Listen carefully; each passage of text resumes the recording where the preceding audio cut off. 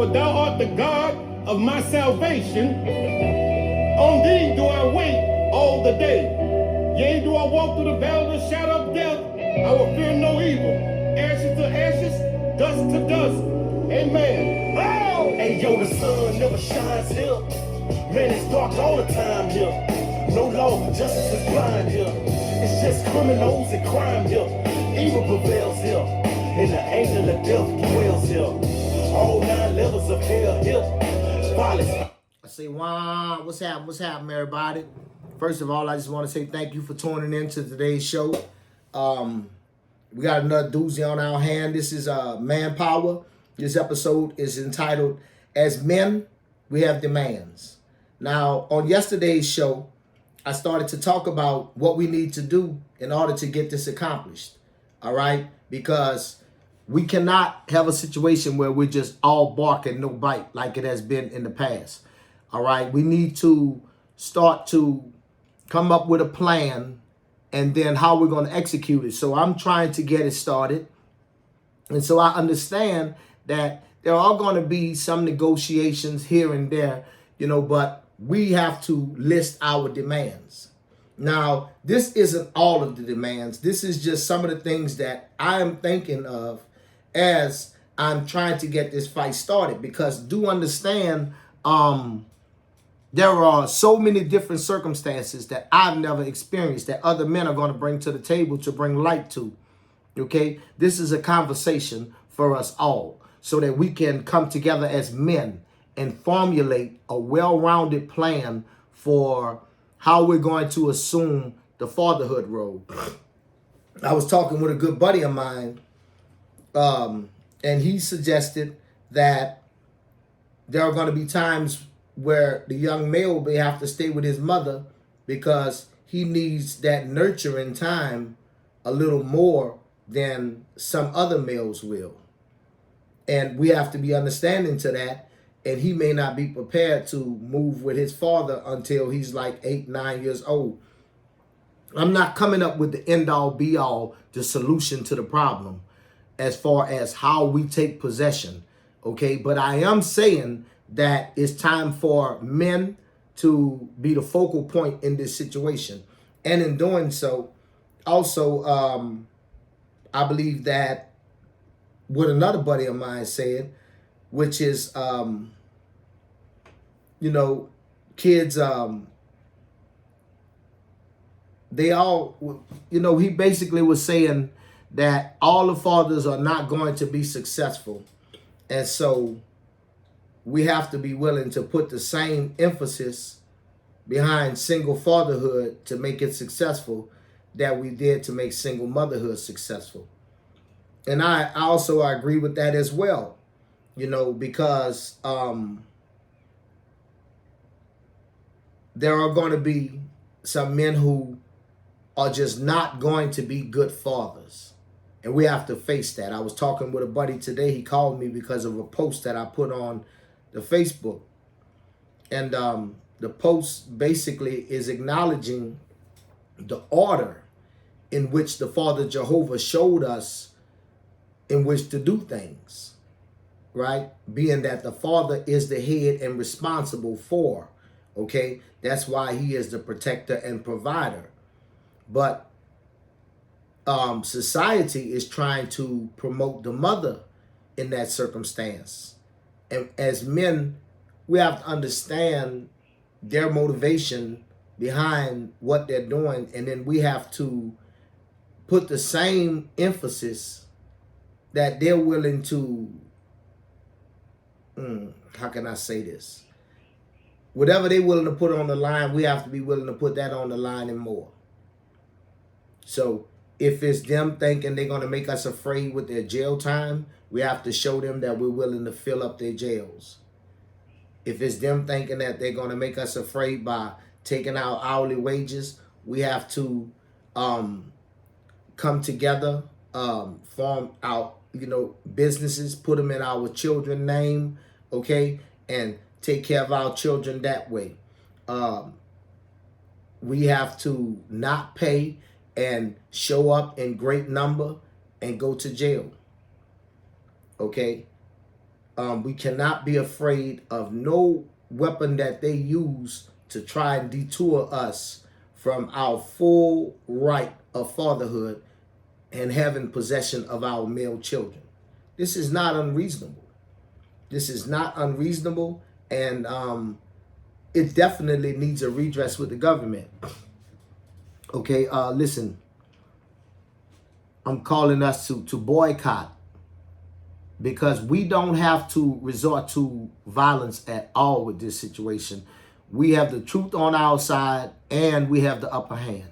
The government has no business in stepping in and determining the finances, the financial situation on how a child is going to be taken care of.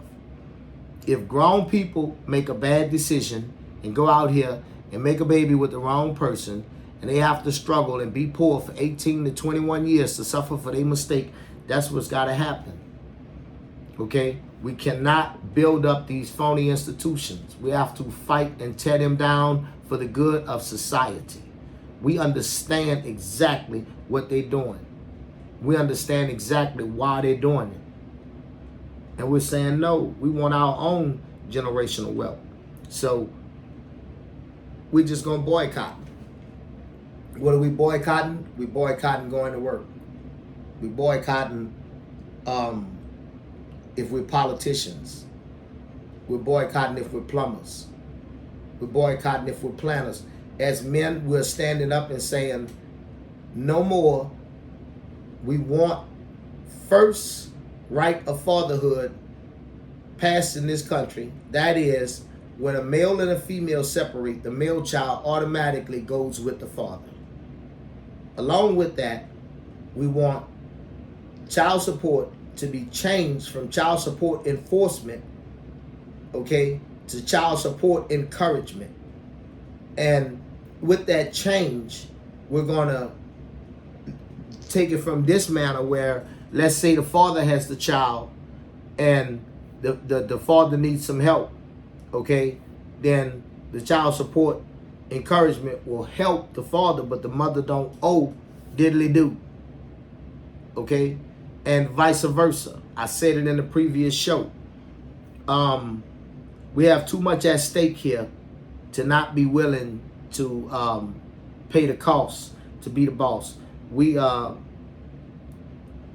to draw the line somewhere, and I'm calling for men to draw the line right here and decide that enough is enough, and this is time for this good fight. Okay? And how long can America afford to try to fight against fathers unified, saying we're not doing anything until this situation right here in particular is addressed and our wishes are met? Okay? This is not a fight between men and women. This is not a fight between men and women. This is a fight between men and the people who pass the rules and laws that put us in the predicament that we're in, that prevents us from being parents, because they want to get financial gain off the circumstance. They are playing a game that they are propping up with government subsidies. You know, food stamps, welfare, Section 8, all of that stuff. Okay? And then what's so cold is they're taking the money from the people who working to destroy the family. Okay? We have to say, no, this is the thing that we can run up the hill for with no cover and charge a machine gun. Men, that's the way we have to be. That's the way we have to be. We have to look up this hill and say there is no cover, but we're still going to assault this hill. And we're going to take it with brute force. And in our situation, because we have sheer number, can you imagine how many politicians are going to come on board? Can you imagine how many big people that are men in places you can't even dream about are going to come on board? And if we're not doing anything,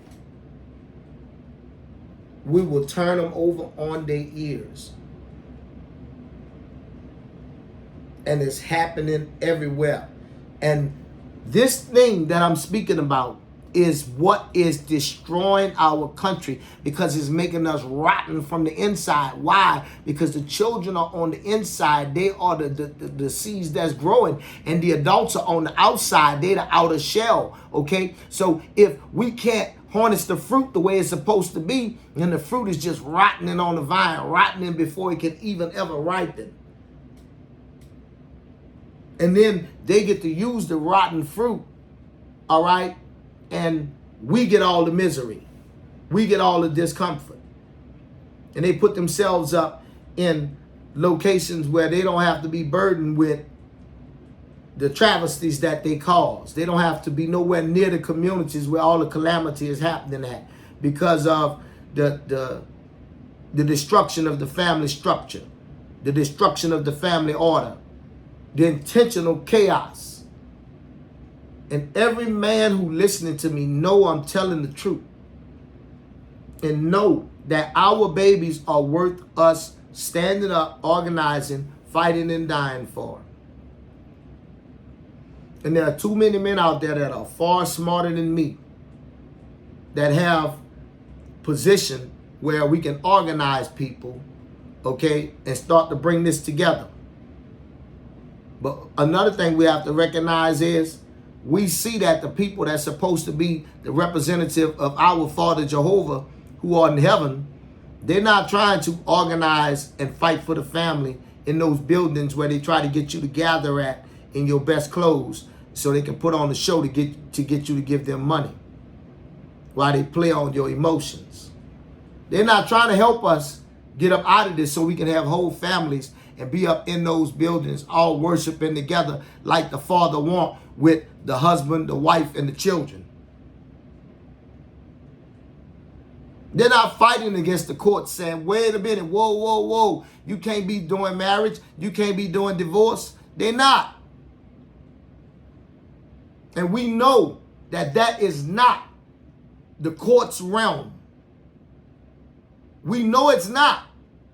That belongs to the church.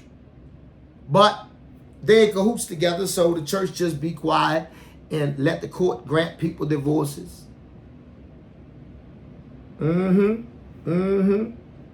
Look, I know we have to work, and I know we have to provide. But who are we working for? We're working for our children.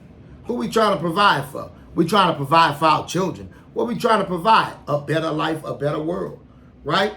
So if you working for your children, you trying to provide for your children, okay? And you understand that the thing that you working for and trying to provide for is what's being taken away from you.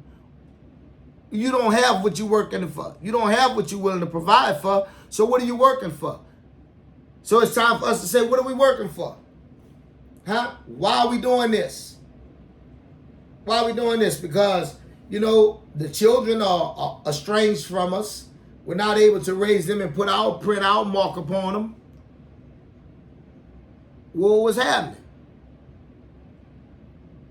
Let's stop and check this out, you dig?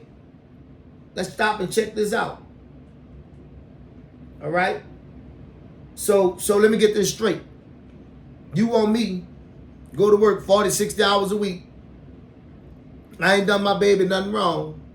But you going to say when I can and can't see my baby. You see what I'm saying? And you going to tell me how much it take to take care of my baby. And I ain't got no say-so in it. And if I don't let you do it like that day, you going to try to lock me up, do me all kind of low-down shit, huh? Men, we can't let this keep standing. We can't let this keep going like this. And Lord, I don't even want to talk about the things that people have told me about, how they get up in there and them judges disrespect them and do all like that there. Come on now. Come on now. They destroying the family. And then when the men try and prevent them from doing it, you know, they ridicule the man.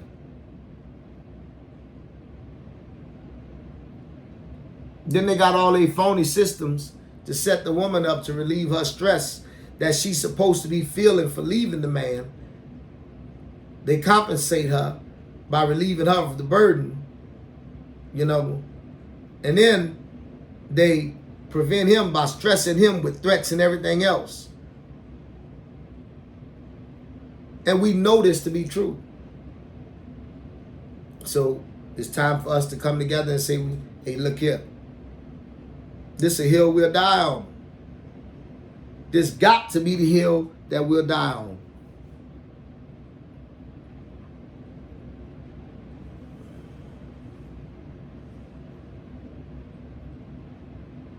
Black men, this is what I'm about to talk about right here. It's just the truth. How did we get here, black men? We got here out of fear. We got here because we saw some men want to own us so bad that they was willing to fight and die to keep ownership of us.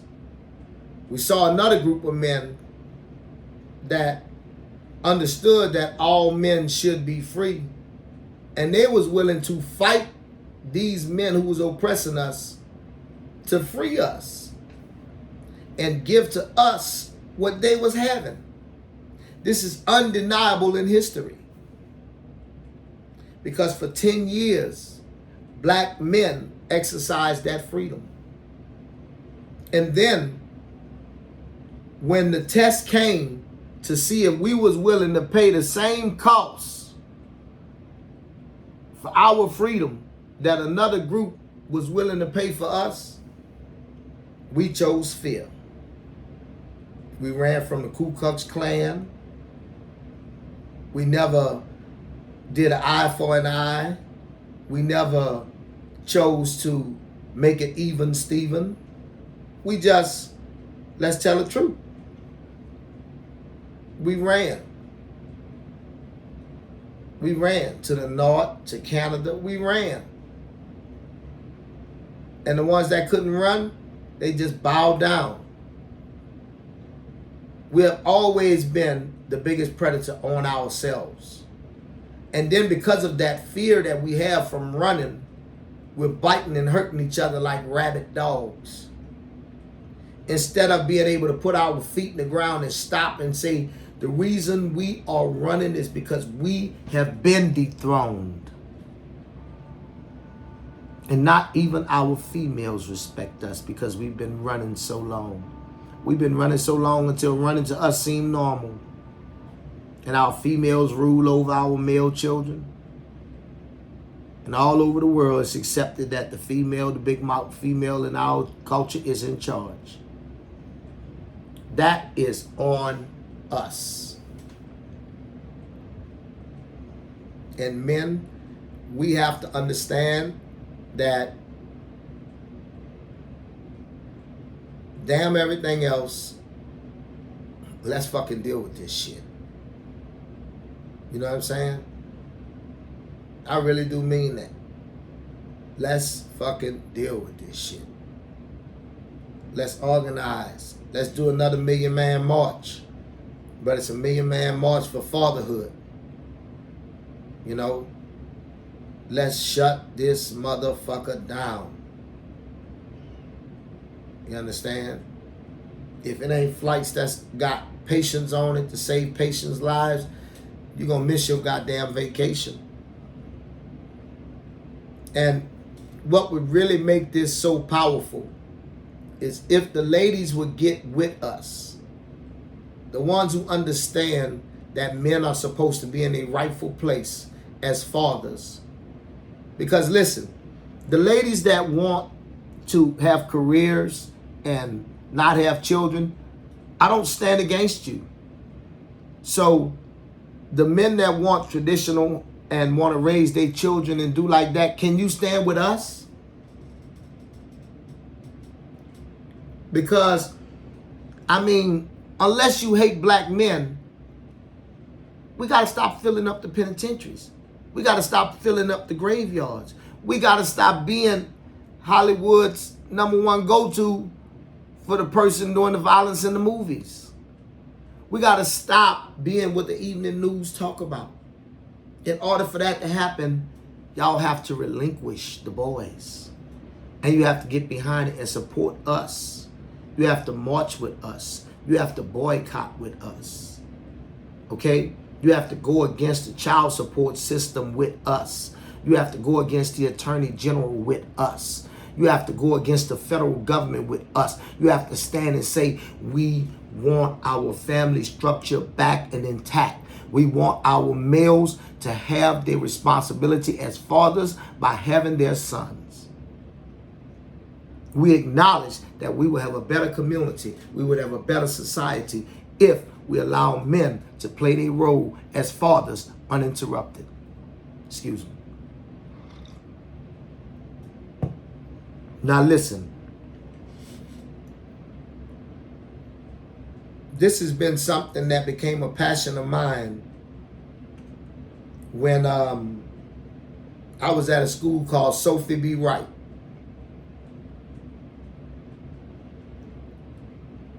I was walking home from school with a group of friends, and they had come out with this thing called the lottery. And so you could win $1 million. Well, that's all we knew. So we walking home from football practice, and we're all talking about what we'll do if we win the lottery. So when it came my turn to talk, I said, I'm going to buy me a house. I'm going to get me a car. I'm going to get me this. I'm going to get me that. And my friends stopped me. They said, yo, why you so selfish? And I said, what you mean why I'm so selfish? They say, man, you ain't talking about getting your mama nothing. And all of them had spoken before me. They had said how the first thing they said, I'm going to buy my mama a house. I'm going to buy my mama a car. I'm going to do this. I'm going to do that because my mama sacrificed for me because my mama did this and my mama did that. Hell, my daddy sacrificed for me. My daddy was sweeping floors and cleaning toilets, and my daddy had to work his way up. My daddy was working 2 jobs. You know what I'm saying? I saw my daddy bone dead, tired, sacrificing and doing everything he did so we could buy our first house, and how he still took the family on vacation and did all that. But my daddy told me, Gil, you don't owe me nothing for raising you. He always said that. So my mind was clear that once I grew up, anything I got was mine. Now, of course, that wasn't saying I wasn't going to look out for the pops. I was just saying that in my mind, first priority was me. Boys who was being raised by their mama, first priority was their mama. Okay? And that stuck that because how they tried to jump on me. The only thing that saved me was I had another friend named Honor Eugene St. Martin who he was being raised by his father as well. And so he was like, my daddy told me I don't owe him nothing either. And that's what made them chill out and be cool because, he was one of the bigger people in the group.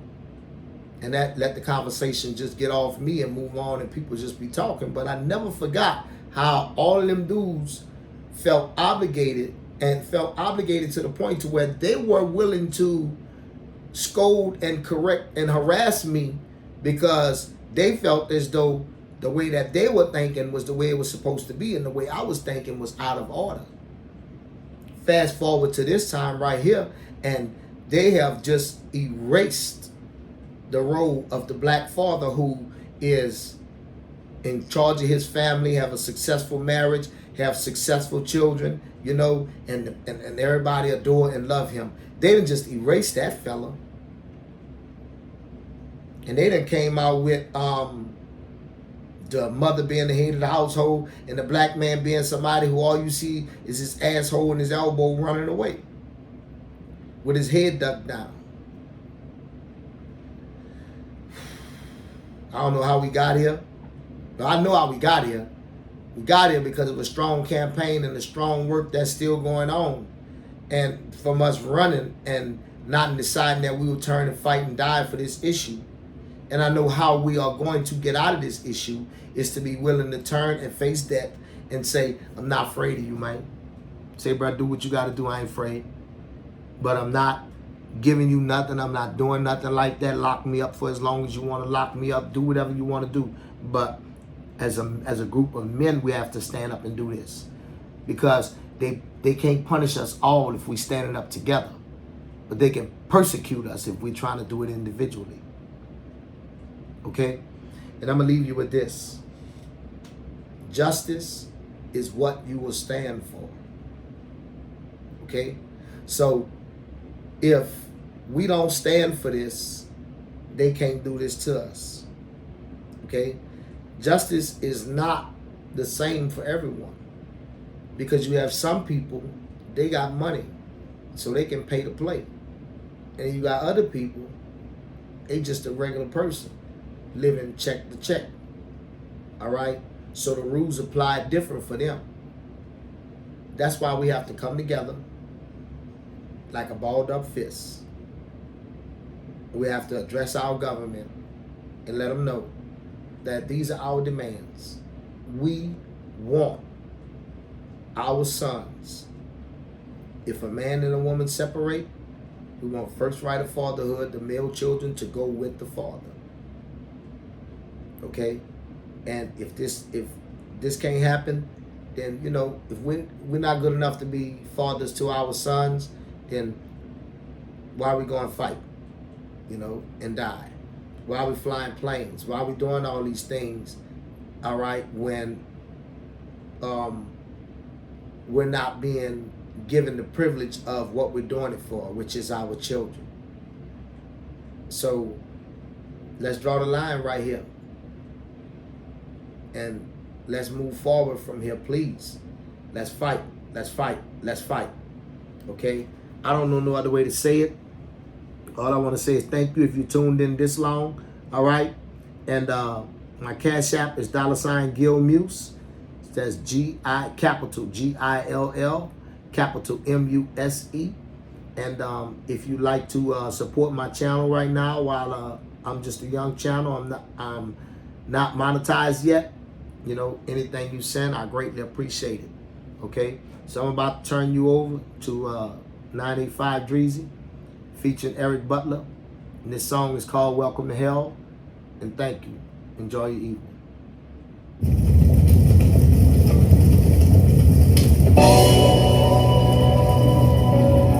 Show me thy ways, O Lord. Teach me thy path. Lead me in the truth and teach me. For thou art the God of my salvation. On thee do I wait all the day. Yea, do I walk through the valley of the shadow of death, I will fear no evil. Ashes to ashes, dust to dust.